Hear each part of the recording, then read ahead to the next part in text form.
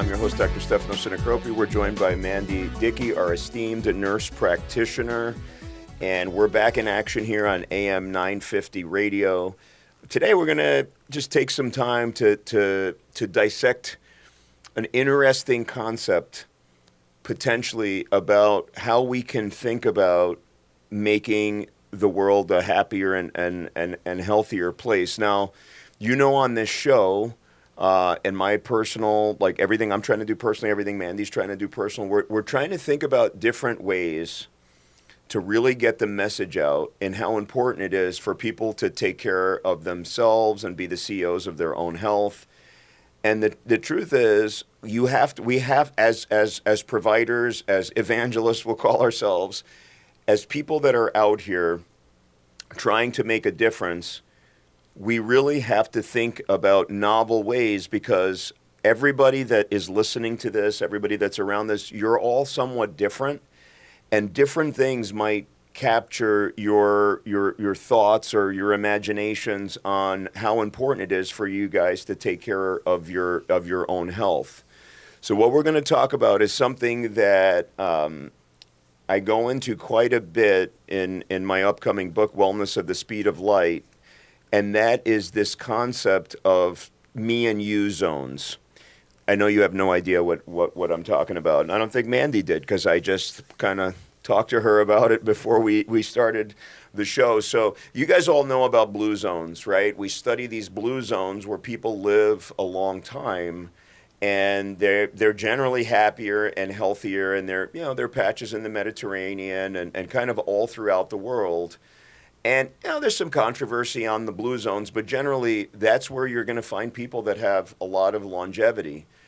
But it's very hard to replicate the blue zones, because that's just an entire culture, the way they do things. So that would mean like flipping the entire culture of the United States, and then all of a sudden we become a blue zone. So that's not really going to, I mean, it can happen, but let's take baby steps. So this concept of me and you zones means that if we start developing pockets, and this can be like just in your own families, of me and you zones, and what that means is if you take care of your me, if I take care of me, then I can take care of other people. So just and we're gonna really dive into this. But like, for example, if I come here today and do this radio show and I feel terrible because I haven't been taking care of myself, and it's kind of because I've been eating bad and whatever, and I'm in a bad mood, I'm not going to have energy to do the show. I might be mean to my co-host Mandi, or we just kind of get into it on this radio program today. And then it starts to spiral onwards and outwards from there. So it's so important to think about the self-responsibility. What is our own responsibility to ourselves, but then to our immediate people around us, the society, and so on. What do you think about this concept of me and you zones before we really dive in? I never had thought about it before we got onto this show here today, but it is a really important topic, because even in my own recovery, on days when I was feeling really crummy, I took it out on my family. So it happens all the time to everybody. And I think if we can take more time to really focus on how to get ourselves better, it will have a bigger impact.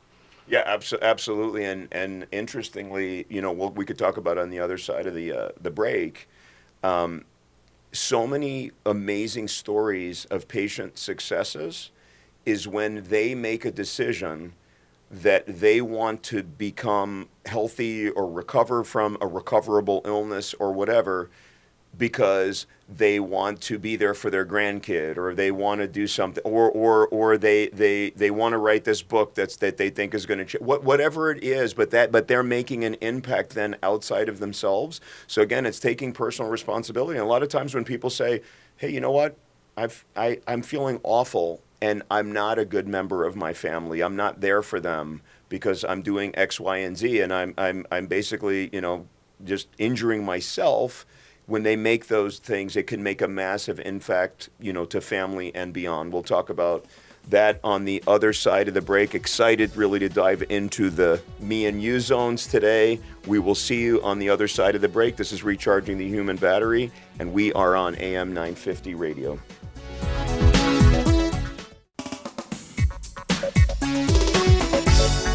We are back, Recharging the Human Battery radio. Radio. I'm Dr. Stefano Sinicropi. We are joined by Mandi, Dickey today. We're going to have a really interesting discussion today on this concept. Like we said on the other side of the break, on these me and you zones. And again, I'm just going to keep hammering this home. When we take care of me, then we can take care of the you. Now, that has massive implications. Again, if you take self-responsibility for yourself, you're going to be a better family member, you're going to be a better neighbor, you're going to be a better citizen of your country, of your society, and that spreads. Now imagine societies where the vast majority of people actually thought about it in this way. Hey, and let's make every family unit, let's make every neighborhood, let's make these me and you zones where everybody's not just thinking about like their own selves, because it has a lot of implications. And we're going to play, I don't want to say a game, but we're going to do a little thought experiment here with Mandi, and we'll get her take on it. But it just has massive implications. I just want people to start thinking about it in this way. And again, we're hitting this from different, directions. Some people just need, sometimes we just need to just, I don't want to say yell at people, but we just have to like shake them out of their stuff. Sometimes we need to inspire people. Sometimes but sometimes we just have to change kind of the overall, like the way that we think about ourselves. And we unfortunately live in a society which has become quite selfish. And the truth is, one way to be selfish, there's no other way to be than to help yourself, not buy yourself more stuff, help yourself get better, healthier physically, mentally. But there's no better way to be selfish than to help other people, because it's the best feeling you can have. And honestly, by just getting better, you're going to be helping those around you, not to mention the economic burden and so on. We'll go into that in a little bit. Let's do a little experiment. Okay. So we are going to take some nice some embryos, or we could take kids when they're really young. We're going to take 1,000 of them, and we're going to take some remote, we're going to take a couple remote islands. Those islands like, where Godzilla always comes from. He's always like around those islands out there somewhere. We're going to drop people on island. No one has any clue where these islands are. They're not findable. They're, I don't know, in the Bermuda Triangle or something, whatever. But so we're going to take 1,000 of these people, and we really need them to, it needs to be kind of a fresh mentality. So we want to send them there where they, kind of like learn to, develop their societies and things like that. Now, let's talk about the difference between these two islands. On one island, for whatever reason, health and wellness is a big part of it. People are really conscious about, hey, I really want to feel good because I want to be a great member of society. I want to do all these other things. They do all the stuff that we've talked about on the show, like their nutrition is really good, and they focus on that. They meditate. They get their sleep. They do all these other things. They develop biohacking, maybe, or just be in the sunlight. It's early. They're on this island, right? And so they're really investing in themselves, right? So now you have another island. And so you have 1,000 people on another island, and that island really takes a passive approach. They're like, whatever, I'm just going to do whatever. So they start developing fast food, and they don't sleep, and it's a free-for-all, and they abuse whatever substances they can find on this island, and it's just, whatever. And so here's the exercise, and sometimes we really just have to boil it down to really simple stuff. Right? Think about it. Think about what the differences are between these two islands. If you go and visit these islands 10 years from now, what are they going to look like? That's what I'm going to ask Mandi. What's the difference? Tell me where. Okay, so now we're doing this thought experiment. What do these islands look like? I'm imagining all the different experiments they've done with water and sound, and how the water actually changes the molecules of what it looks like when you play rock music versus classical music. I'm picturing that right now. So when you're seeing this island where everybody has taken care of themselves, everything's green and lush and beautiful, because not only are they taking care of themselves, they take time to take care of the environment around them. an island where it's kind of a free for all, it's going to be a hot mess. And I'm thinking of like Hunger Games type of thing. Yeah. So that's what I'm envisioning right now on that island. It's going to be just whatever. Things are disarray. There's not a lot of green anymore because they've kind of trampled everything. They just don't, you don't take the same amount of care when you're not feeling good. Yeah, I mean, I think, absolutely. So if we kind of dive into it a little bit more. Okay, so in the island where people are really taking care of themselves, right? People are feeling good. They wake up, they have purpose.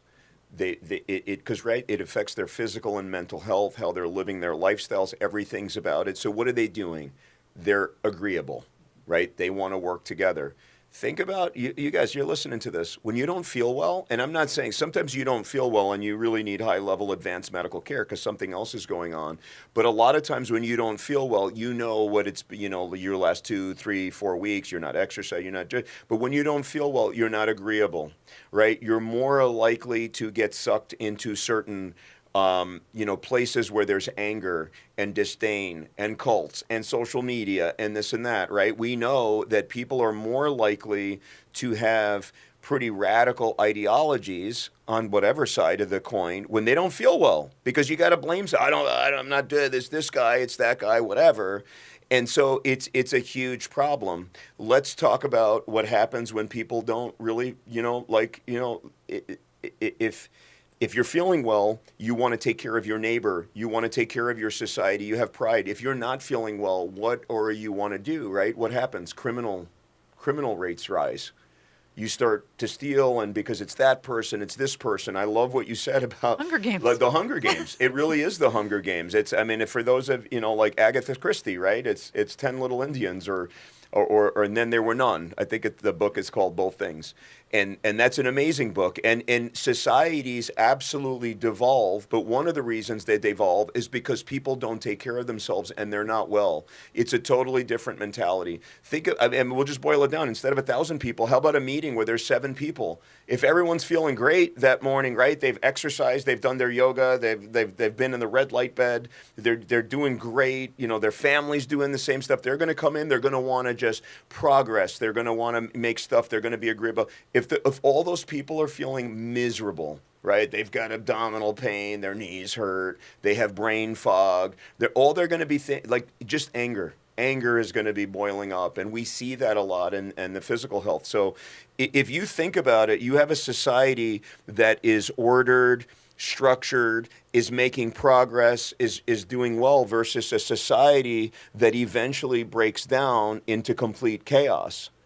And in my book, when we talk about it, we make the argument that if you have these societies that become ill, chronically ill, that can bring down the society. So let's think about, now let's extrapolate this to the good old USA, right? Think about what's happening. Our rates of chronic disease are crazy. They're absolutely skyrocketing, and people generally don't feel well. And how do I know this? Well, one, I'm on social media, right? I have a television, so we watch the news. It's not a happy time. We just got through political season. I don't have to explain that to you all, what that looked like. And you just see people are just, they're not well. And the more of that, we can only tolerate that much of this. But where is our, both of our real expertise? We literally talk to people all day long. And I will tell you, it is crystal clear to me. This isn't rocket science. I don't need to write a paper on this. I don't need to do anything. This is like, a second grader would be, if they sat with me in rooms where people, are feeling well health-wise and not feeling well, they would come up with the theory, wow, the people that are not feeling well, that's an angry bunch. That's a disgruntled, wow, there's a lot of family dysfunction. There's a lot of divorce there. There's a lot of abuse there. There's a lot of problems with the church. There's a lot of substance abuse. There's a lot of other things. And so we really need to connect how we're taking care of ourselves with the end product. And again, I'm trying to hit you guys from different directions because it's something that it absolutely has to change. We'll talk about the economic burden in a little bit because we'll just continue to do these thought experiments. Don't you think that we are going down such a slippery slope right now. I mean, we are spending a lot of money. We'll get into that in a second, again, for the 20th time on the show. But don't you think if we have a society, especially we're such a wealthy society here. I mean, we're building, we're doing all kinds of great things, but yet we're getting sicker and sicker. It is a recipe for chaos. What do you think? Tell us what's your opinion about the U.S. and what's happening and like what we're seeing. Again, it's a slow train wreck. It's not like we wake up, oh my God, it's chaos. Everyone's burning down every building and doing all this stuff. But it is a slowly, progressive thing where the more and more we're seeing patients, the more a bigger percentage of and I'm not talking about spine pain or the stuff they're coming in to see me. I'm talking about just chronic disease and unwellness and brain fog and all kinds of stuff. It's more and more of the percentage of people that we see on a daily basis. What happens on a large scale when we don't get control over this? Well, for one, our health system gets overrun because people are constantly coming in with complaints of X, Y, or Z. And the ERs are getting full of patients that don't have time to get into primary care, or they can't get there because, again, there's too many people. So the wait list gets so huge, people just can't get in to get seen. And when you're dealing with that all the time, that makes you crabby because you can't get to where you need to get. You can't get the health care that you need to get. And we see all of these dystopian movies come out, Hunger Games, Divergent series. All of those things kind of show what could happen when the society deteriorates. And the more things that happen, the more I think that we're actually heading those directions. We've talked about the movie WALL-E on here before. Again, we're headed that way if we don't make some major changes. And we can all do it one step at a time. And that's where shows like ours come into play, where we can share that information that can help you try to make a little glitch in that future system. What are we doing that we can stop that from happening? Yeah, and again, listen, we're not trying to be super alarmist. And I can just tell you, if you look around, there's all these doomsday and naysayers and things like that. And the big one that's always used is the fall of Rome. And so that is somewhat, again, just tying in even a different concept than what we're talking about. But it's going to all go back to the me and you zones and just like really taking care of ourselves. But the truth is, our societies have, we've advanced dramatically. We've done stuff. We've gotten, let's just be honest. I mean, it's a term. Again, I'm not trying to be derogatory, but we've gotten kind of like rich and fat and complacent. And that's what we're doing. And so now the things that we've invented, all this food science and all this other stuff, and the takeover of our brains by corporate America, with all these things that we've developed in our societies. I mean, we've made them up, right? If you go 200 years ago and you say processed foods, people are like, what's that?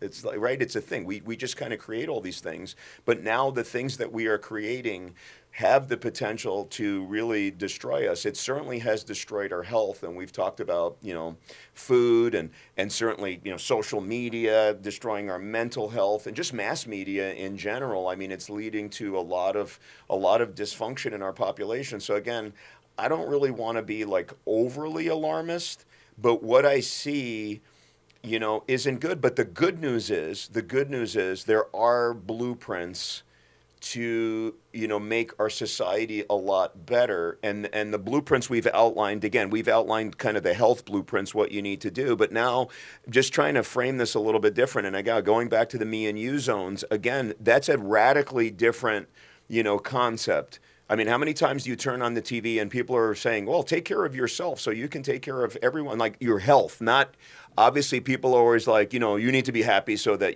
so that you can be your best self for other, but I'm not talking about you need to be healthy, because generally your health, right, which is your wealth. I don't want to overuse these terms, but if you're not healthy, that leads to unhappiness or just discontentment or dis-ease, right? You're not at ease with yourself when you're not well, and then that's going to translate and do all these other things. So if we're trying to kind of change and shift the mentality of kind of on a population, basis. I had this guy on my podcast recently. He's an ER physician, Dr. Chad Swanson, and he was really good. We did some thought experiments and we were talking about more how to give healthcare at the lowest cost equitably so that everybody has an opportunity to get health. Well, you know what an easy way,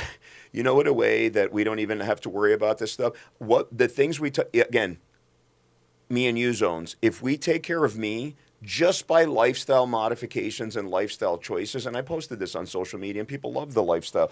We talk about it, they're buzzwords, right? Lifestyle medicine. People are like, oh yeah, lifestyle. But then look at the American lifestyle. But if we just do that, it's pretty cheap and economical to change, what you put in your mouth. Now, not always, don't throw arrows at me. I get it that doing some of these diets can be somewhat more expensive, and getting fresh fruits and vegetables is more expensive than the value meals that people love but it makes a huge impact. But again, thinking about it in a completely different mindset, where we are looking at if we kind of all join hands and just say we're going to do this together, but we just focus on ourselves. Just focus on yourself and what a difference, what an impact you're going to make.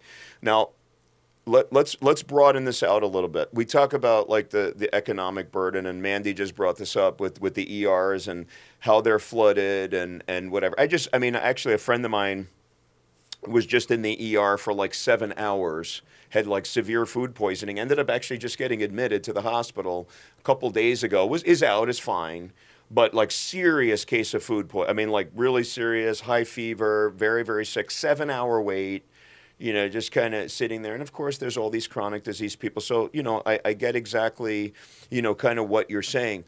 Okay, food poisoning, that's a whole different thing. People are going to have food poisoning and they need acute care. That's different.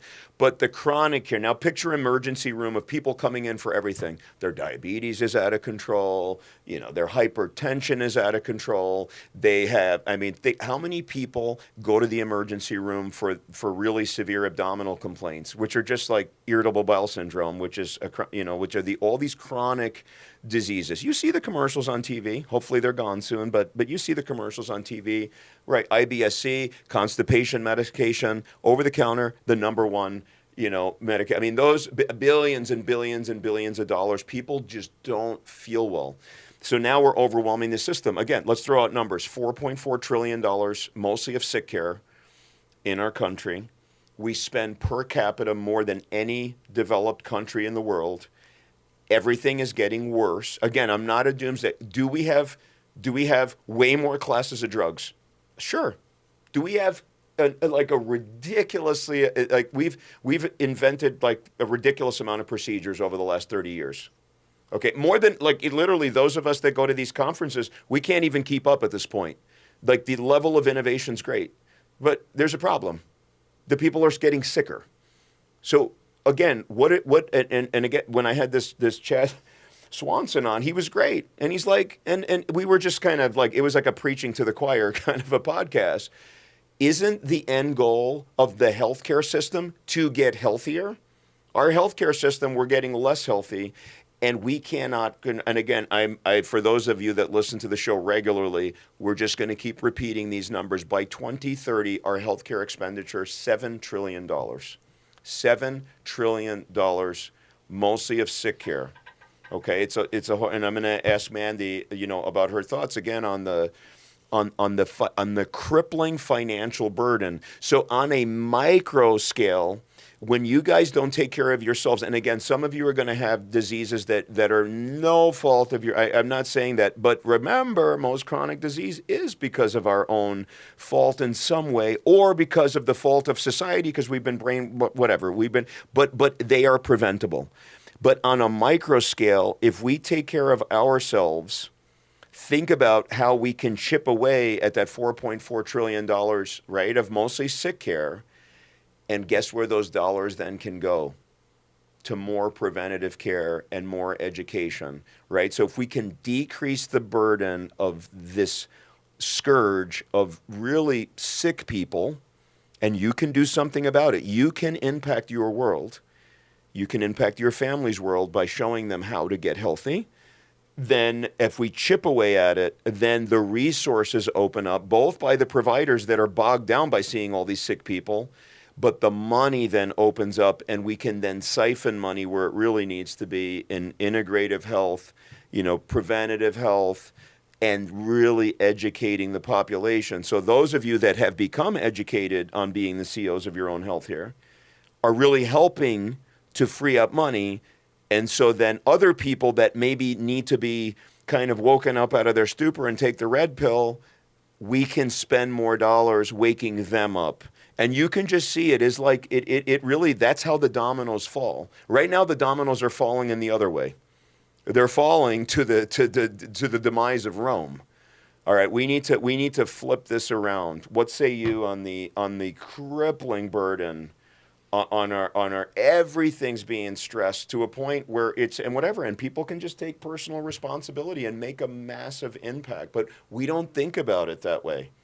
We don't. And a lot of times we think of what's my insurance going to cover.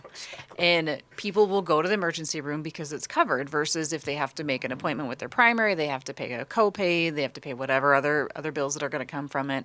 But a lot of times that ER visit is covered. So people use that because they can get the care that they need for the cheapest amount. They don't think about who's paying the bill at the end of the day. The insurance company's paying it. And yeah, in healthcare, we would always love to spend those dollars on preventive care instead, but we don't think about that as a society, who's paying for that in the end of it. We're just thinking, it's saving money out of our own pocket. But funny you mentioned the ER doctor that you had on your podcast, because I also had one on my podcast recently, and he had been an ER doctor for 20 some years, and all he saw was chronic patients that were coming in, and he thought, most of this is preventable care. So he actually switched from being an ER physician to a personalized medicine doctor, so that he can work with people on trying to reduce their risk and improve their chronic health diseases. And he said it feels like being a small town doctor again, but he's actually making a difference rather than just fighting all these chronic illnesses that come into the ER.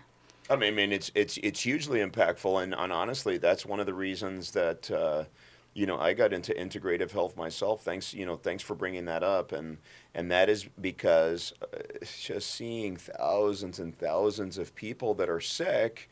And, I'm a spine surgeon. Yeah, I can fix if they have like a serious problem in their spine and they need it. And a lot of spine surgeries, absolutely, people, without spine surgery, it could be bad.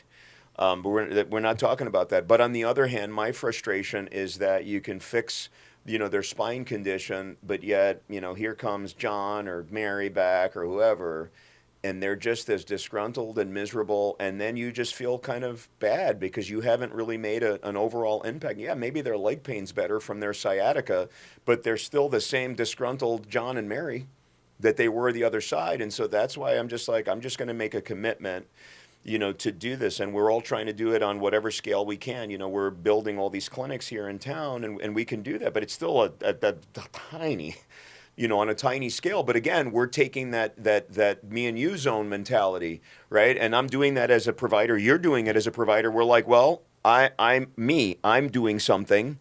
And by doing that, we can take care of the you, and then we can show other people. And so hopefully that ER doctor, yourself, myself, those of us that have gone down the path of, integrative health and integrative care can then not just educate other people, not just excite other people about it, but just really be examples and say, well, they're doing it. Maybe I should do it. Maybe part of how I practice should be integrative, whole body, root cause, care, that kind of stuff. And then it spreads on from there. So you could just see it's just exponential. We want the dominoes to fall in the positive way. Just going back to your ER, thought, again, like your ER, physician said kind of what my ER physician, said. It's like, it's so frustrating to see all of these people. And what Mandi said is absolutely right. If we're bogging down these emergency systems with just massive amounts of chronic care because your insurance is going to cover it or what, and believe me, sometimes your insurance doesn't cover it and you get a big surprise bill from the ER or the urgent care room. So I'd be really careful. Go there if it's an emergency, but don't go there if you have a cold, which people do. And it's a problem. But what happens is, okay, so we have spent a lot of time on this program talking about a lot of the kind of the negative stuff, like on the insurance companies and things like that. We get that. We're not going to rehash that. We've done entire episodes on that. On the flip side, Mandy brought up a really good point. If we're going crazy using emergency care and urgent care rooms and all these expensive medications and procedures, and it's a violent spiral. A lot of money is being spent, and the insurance companies are dishing out this money. And it's a complicated. I'm not going to say. I don't want to oversimplify. I talk a lot about this in the book. Actually, the whole the whole insurance process. Now, it's more complicated than people think. There's a lot of players involved. But on the other hand, if we start like really internalizing this concept of taking care of ourselves and taking self-responsibility, slowly but surely, the burden on the healthcare system will diminish. Less acute care claims will be made. And then when you really need the care and your doctor's like, you really need this intervention or you really need this medication, there's more dollars available. Because I can tell you so much of this stuff that's being dished out, whether it be medications or procedures, yeah, at that point, the person, needs it. Or may need it to save their life or do whatever. But if the appropriate steps had been taken, they wouldn't need that, and then they wouldn't spend that $500,000 of their ICU stay and all this stuff, and have stents in, and need to be dialyzed for their kidney failure. All these things can happen. And I'm just giving like an example, like of an episode of a massive, heart attack where you have all this other stuff. A lot of this stuff is preventable. That one episode of care is a massive drain to the system. We could have done something personally about it, whether you've experienced something like that or whatever. Not always. People have heart attacks and they're trying to live to 150 and are perfect. They still have a heart attack. But the vast majority of the stuff happens to people that have had lifestyle issues and their lipoproteins are off or cholesterol, all this stuff. It's complicated. But anyway, think about just a few episodes of care. So if I just think about an ICU, a typical ICU that has 15 beds, the hundreds of each one of those hospital stays is hundreds of thousands of dollars, sometimes goes into the seven figures because they're there for literally for a long, long time. Then they need step down, they need rehab, they need all this other stuff. That stuff, now add that up towards the amount of hospitals that are in your city and then that are in your, state, that are in the country. And it's bizarre. It's crazy, the amount of money that we spend on the sick care. Think about if we take personal responsibility, and even if 10% of those episodes were reduced, do you know how much more money that would free up to do positive things? Now, I know what you guys are thinking. Well, the insurance companies will just keep it for themselves, and they're not going to. Maybe, but at least they have an opportunity to save and I've just jumped up and down about the fact that it doesn't, the way our system is right now, that's why it's a vicious cycle, because the more we spend on all this stuff, literally we know how to prevent it, but we don't have money to spend on preventative medicine. So then the people get sicker, and then they're more sick, and then they spend more money, and then there's less money to spend on preventative care, and so on and so forth. That's the vicious cycle, as opposed to the virtuous cycle. What are your overall thoughts? I know I'm going on my big venting, frustration on what's going on, but we got to. We it's not sustainable. No. And we need like the me and you zones to get going to change, to make a change. Yep. So I have a couple thoughts on that. So first one is along the lines of the insurance company. A lot of us don't think about the fact that they do provide you with 1 or 2 wellness visits per year and those wellness labs that go along with it. So you get that included in your insurance, and most people don't take advantage of that. So you're not going in on your regular checkups to get those normal things checked out. It's kind of like when you take your car in.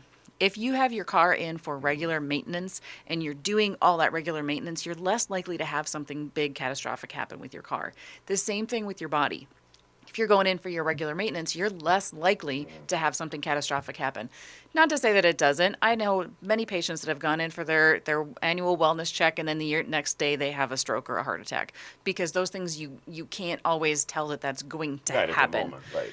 But that said, if you go in for that wellness stuff, typically you're not going to have those big things happen. Along that same lines is like when you go on an airplane and you go travel somewhere and they go through that whole little spiel at the beginning, they talk about the oxygen masks that come down.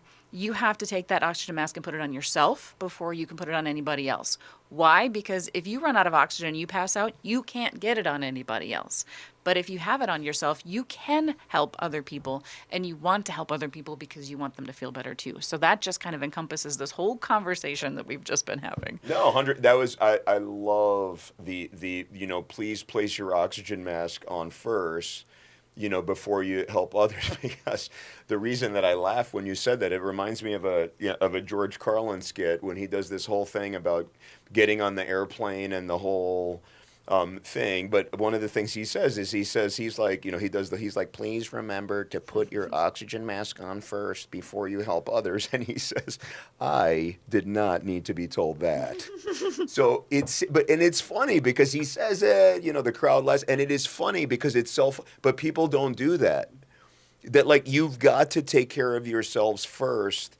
And it really will balloon out, to society. And it's funny. It's the same as everything else. Like, people say, listen, we didn't even get into the whole environmental impact because, again, there's nothing. Listen, our oceans are polluted and all this stuff. But the truth is that the way that we live our lifestyles, we are really, it's consumerism. We're having junk food and all this other stuff. We're really not treating the earth, the earth well. We're doing all kinds of other stuff. I'm not talking about like this stuff like global warming. I'm just talking about the pure fact that our oceans and not just the oceans. Look at our major cities. Some of them, it looks like they look like dumpsters because of all the garbage everywhere. Where does that happen? Our consumerism, and we're eating all this whatever, and it's not good for our health. So we didn't even get into the whole piece. If you go back to that island, right, with 1,000 people on it, you're going to have one island where everybody's taking care of it. I'm sure everything's pristine. Everyone's feeling well. It's probably like an agrarian society, right? They're growing their beets and their turnips and all this other whatever they find on that island, and they're healthy.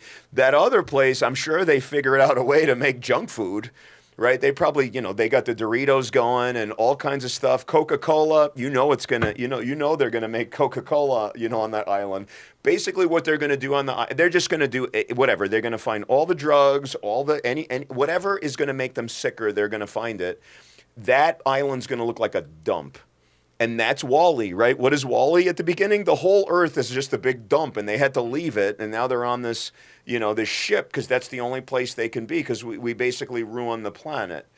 Now, again, I don't want to get into a big political discourse on this stuff because, number one, it's not a political thing. I mean, we're folks, we're junking it up. I mean, there's just garbage everywhere. Do you ever see like, and again, we're getting up on the break. Do you ever see some of these nations, like the smaller nations, like in Southeast Asia? Oh my God, what some of their literally junk washing. I mean, these people like they're walking in like literally rivers of junk, Coke cans and just junk. What are we doing, right? And that all comes out from people like just looking for like just more dopamine hits because they need more junk in their. I'm sorry, I'm going off on a rant, but it all does come from us not taking personal responsibility for our health, for our for our neighborhoods, for our environment, really for everything around us.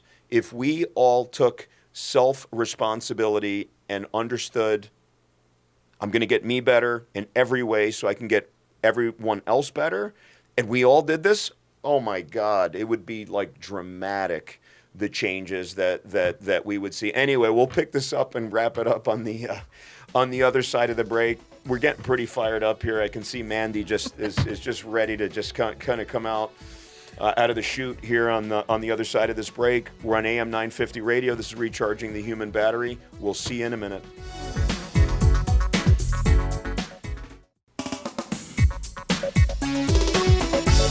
Welcome back from the break here on AM 950 Radio on Recharging the Human Battery. Dr. Sinicropi and myself, Mandi, Dickey, finishing it up here today. We've had a really good conversation. I always love sitting on the other side of this table and watching Dr. Sinicropi get so fired up because he gets so super passionate, and he gets me fired up because of it. So as we're going along, some other thoughts that came up to me and what we were talking about over the break is how we don't often think about how our decisions make an impact.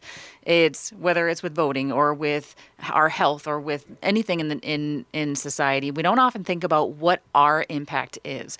It's just little old me. And it makes me think of that childhood book, The Princess and the Pea. And so the princess is laying on all of these mattresses, right? So she's trying to get comfortable, and she's laying on all these mattresses and still cannot get comfortable because there's this one little pea under one of these layers of mattresses. That's our impact. That one little pea. We don't think we can make a big impact, but we are that pea on that stack of mattresses where people can't get comfortable because of a choice that we've made. And we don't often think of it that way, but we have so much power in those one little decisions that we make that does have that ripple effect onto everyone else. In my recovery from my TBI, as I was getting crabby and taking it out on my family, my kids were getting crabby, my husband was getting crabby. The whole household was much more unhappy on specific days. And as I realized that, I started making changes, and I got mental health involved. I started getting back into my exercise and really focusing on my nutrition and getting myself healthier. As a provider, I've always educated my patients that anything that I tell you, I'm telling you because I've done it myself. I walk the walk, I talk the talk. So if I'm telling you to be healthier, it's because I've done it as well. I wouldn't tell you to do anything that I haven't done myself. And those little decisions that we make that big ripple effect onto everybody else, to our homes, to our neighborhoods, to our society as a whole. And when we make those decisions, it has huge implications that could lead us one of two ways. We could head down that dystopian pathway, or we could head toward the greener pastures where we see that things are lush and green and we can take care of everything because we feel better. And I don't know any other better way to explain it other than that. No, it's just I mean the Princess and the Pea. That's great. I mean I've never heard that before. And how you can make that's fabulous. If you think about it, like your own story, how many stories of patients do we hear, like people's physical and mental? I mean, the mental health things would make more sense to people, but people's physical health. How many relationships has chronic disease ruined, right? Because if you think about a family, I mean, if you think about and again. Right. When you think about marriage, it's like, you're supposed to be in there no matter what happens, but that's not what happens. And so if one person, is not taking care of them, again, some people are going to get diseases, some people are going to be in accidents, whatever. You can't, that's through no fault of their own. But if it's lifestyle choice, if one person it becomes really ill because of their own thing, and then the other person has a different mentality, or the other person's sick too, that's not going to make for, great relationships, and that's very problematic, and I've seen it over and over again. Now spread that through all of society, right? So you can have harmonious relationships, positive ways of, approaching each other, or very negative things with a lot of conflict and crime and people needing to be, in places where they don't want to be, like hospitals and psychiatric wards and all these other places. And again, a lot of those things are great for emergency care, for things that are out of our hands, but so much of this is in our hands. And I love the way you closed it up about just the personal responsibility, being that P, and making a difference in society. So hopefully you guys have really enjoyed this episode. I know we have. But it's more important for you to enjoy the episode. We're not just here to kind of amuse ourselves. Hopefully you learn something. Go out there. Remember the me and you zones. Take care of the me so you can take care of the people around you. We will see you on the next episode of Recharging the Human Battery. I'm Dr. Sinicropi, joined by Mandi, Dickey. It's been a great pleasure. We are on AM 950 radio. We will see you next week.